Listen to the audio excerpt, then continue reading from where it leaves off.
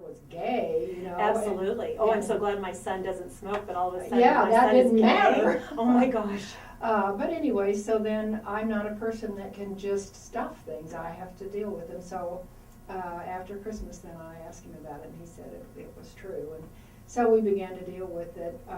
His dad and I and Eric together, but he had a really good relationship with his sister, and he was afraid that would do something. So he said, I don't want her to know, and that was a mistake for all of us. Was she a little sister or a big sister? Just 21 months apart, and younger or older though? Younger. She was younger, yeah. Little sister. Yeah, Mm-hmm. and she should have been in on it, because it was, she felt real left out when she did find out, and it was. But as his mother, and that was his request, so you yeah. were trying to honor him, and I'm and sure, did this time seem so confusing? Because this was even in an age, in an era that's nothing like today. Wouldn't you say, Beverly? Oh yeah, we were just beginning to kind of we never watched anything on TV about it or heard about it. I didn't even know what to think about it, and so yeah, it was kind of a difficult time to do that. But I told him, I said, I don't know, or I said, it's okay with God and it's okay with me, but as I thought about it, I said, how can I say that? I don't know anything about it, and I don't know what God thinks about it, if you think of God being, having an opinion. So then we just had to begin the journey to figure out what all that meant.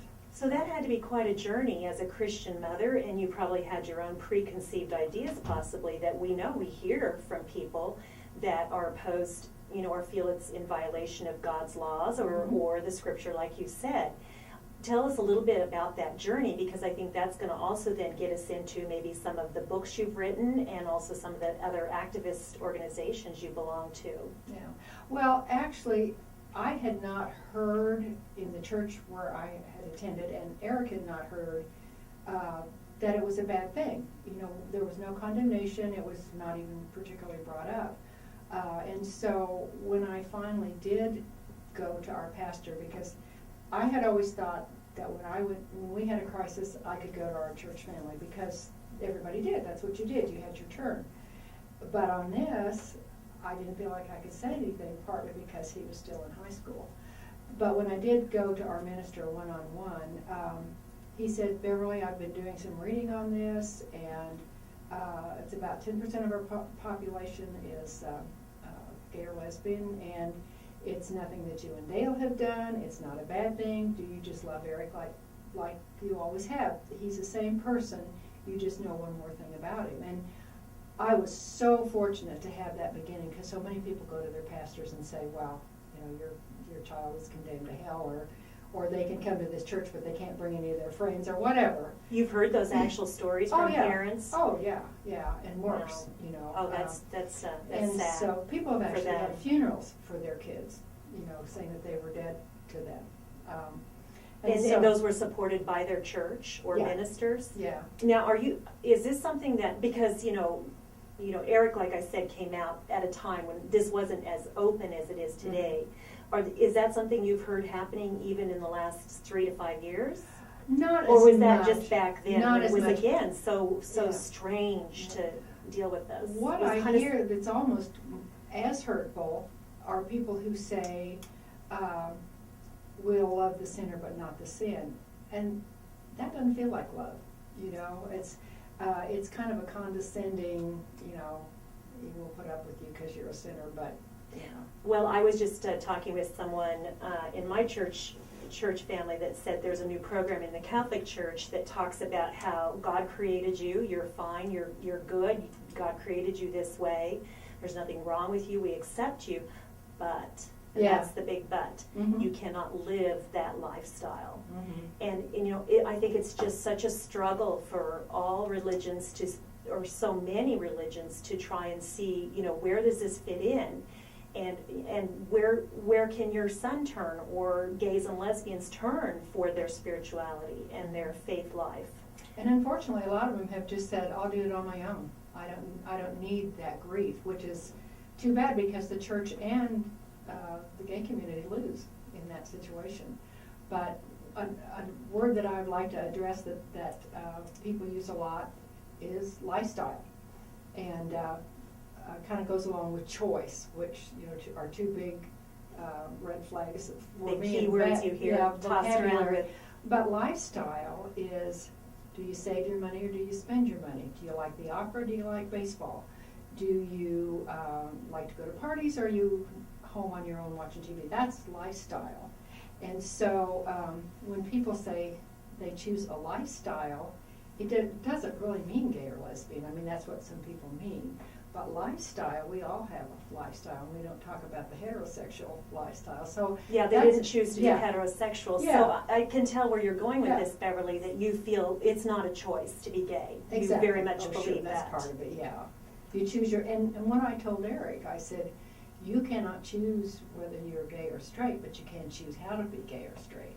So you live a quality life, you are ethical, you do what you've been raised to do, you know. And moral, you Yeah, know, I yeah. mean, that's kind of one of the things I think, just because someone, has a different lifestyle, let's say, that they should again follow the edicts of their religion or their church Mhm, mhm. and live a good moral life. And, Yeah. that was something that actually I grappled with, to be honest, when I was living out in San Francisco. And that was just at the beginning of, just when AIDS was discovered. And I had nurses I worked with who died of AIDS. And, the lifestyle choices some of them made were disturbing to me, because I feel that some of them, certainly not all of them, got AIDS because they had a very promiscuous lifestyle within the gay community, of course. But interestingly enough, as a nurse out there working with clients, I had a married man that I was attending to who had AIDS.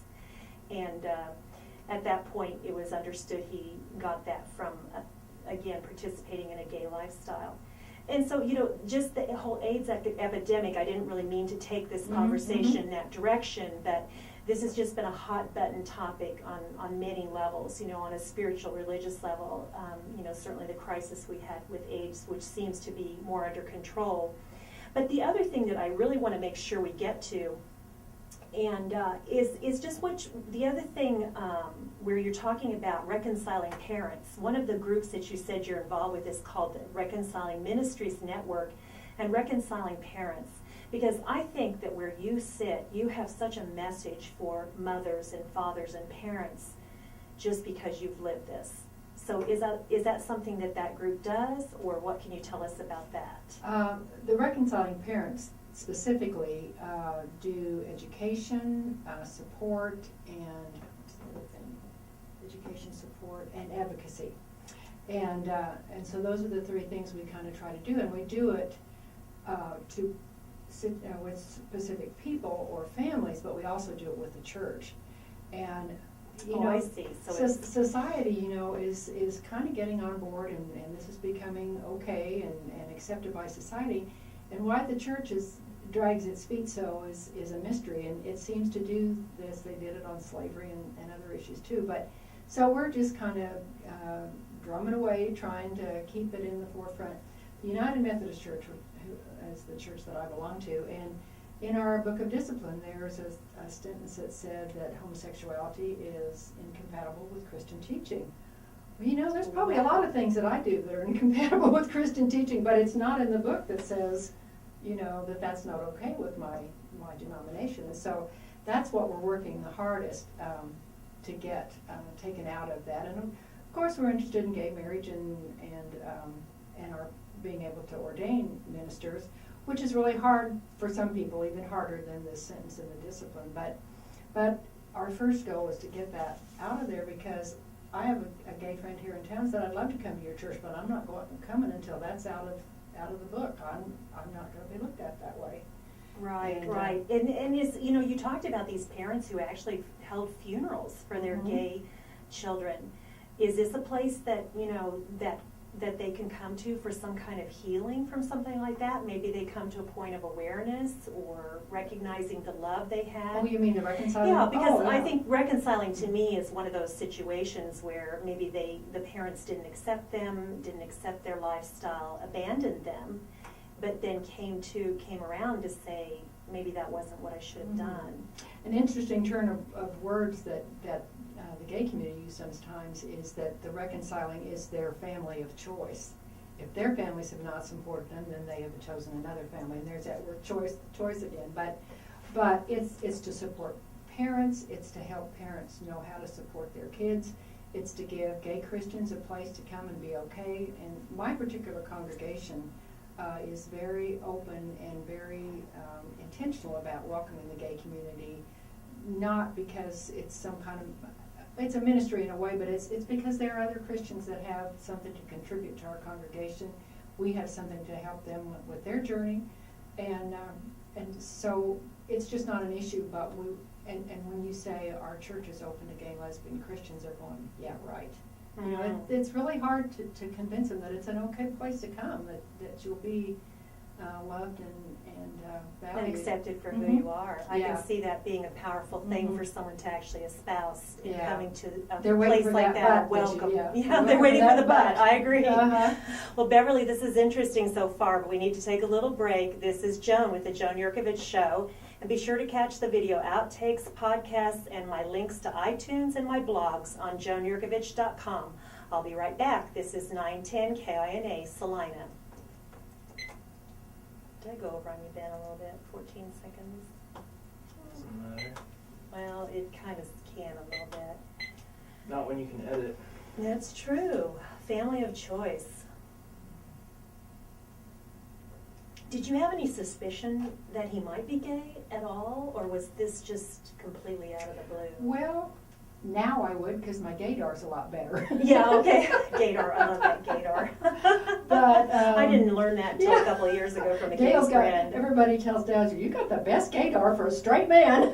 But then I sometimes think my gaydar needs to be tuned down a little bit, because, or all of ours maybe, because sometimes like, oh, they're, you know. And they're not. I Yeah, know, and I because then hate to you get stick these- somebody with something. Then you get these metrosexual types, and it's like, no, wait a minute, you know, what's that all Yeah, about? yeah. Or I have to joke that when I have this pair of camouflage, they're actually men's shorts, Mhm. and they're cargo shorts, and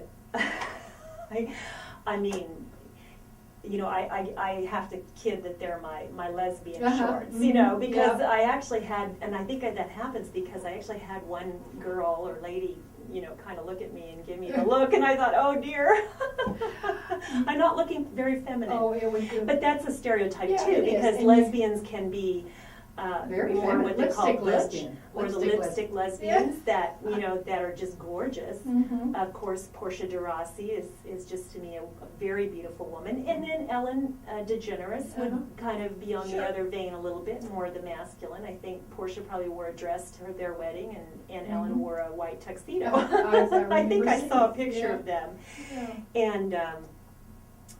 So yeah, you have to be careful with what you stick with. And so you know, I had a aerobics instructor over at the Y, and Eric was going to be home, and I said, Eric, I am just sure that he's gay, but you know, so he went to exercise class, and I looked over and I went. Yeah. You know, yeah, you were right. Yeah. Yeah. And other times he'll say, I can't tell. Yeah, exactly. So you have to be careful about sticking You- those labels on people. you do, And you it's do. too bad we have to be labeled, but. Exactly. Well, where do we want to go with this next segment? You know, I think you just have such a message to tell mothers who are struggling with this. In fact, I ran into a mother when I was just starting my show, and she had a really, really hard time accepting her daughter being lesbian. And I'd asked her if she might be interested in coming on, and even if she wanted to do that anonymously, and she just, you know, wasn't at that place. Mhm. And I respect that, understand Maybe that. we need to talk about weighing, like one of the things that's made me Mhm. more compassionate Mhm, about mhm. people when they are stuck in the religious part of it. Somebody Really, said, very good. when you, because that's the biggest drawback, when you have your faith is built on a house of cards, Mhm. and every card stacks just perfectly, and one of these cards is the homosexual card, it's like pulling out that card, and if you pull out that card and say that's okay, your whole faith is going to cave. Mm. And so that's made me more compassionate towards the fear people have. But you kind of have to decide what kind of God you worship as well. Mhm. You know, is it a God who writes down every mistake?